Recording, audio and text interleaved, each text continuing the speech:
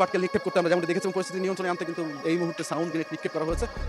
রংপুরের কারণে যেখানে স্বাধীনতার মোড় ঘুরে গিয়েছে সেই রংপুরের সাথে কেন বৈষম্য হবে? বর্তমান ডক্টর ইউনূস উপদেষ্টা ওনার বাসার সামনে থেকে আমরা সরাসরি যুক্ত আছি লাইভের মাধ্যমে। আসিফ মাহমুদ ও নাহিদ ইসলামের পদত্যাগের দাবিতে উত্তাল হয়ে উঠেছে বঙ্গভবন প্রাঙ্গণ। এ সময় বিক্ষোভ ছাত্র জনতা আসিফ নাহিদ বাটপার এই মুহূর্তে গদি ছাড়েন এমন স্লোগান দিতে থাকেন। তবে কেন শিক্ষার্থীদের এমন দাবি, বিস্তারিত জানতে আমাদের সাথেই থাকুন। সম্প্রতি বাসে হামলা ও ভাঙচুরের ঘটনাকে কেন্দ্র করে রাজধানীর সায়েন্স ক্লাব এলাকায় ঢাকা কলেজ ও সিটি কলেজের শিক্ষার্থীদের সংঘর্ষের ঘটনায় নিয়ন্ত্রণে টিয়ারশেল নিক্ষেপ, লাঠিচার্জ, গুলি চালায় পুলিশ ও সেনাবাহিনী। এ সময় গুরুতর আহত হয়েছে শিক্ষার্থী ও সাধারণ জনগণ। এর প্রেক্ষিতে সেনাবাহিনী লীগ তকমা লাগিয়ে উপদেষ্টাদের পদত্যাগের দাবি জানিয়েছে বিক্ষোভ ছাত্র জনতা।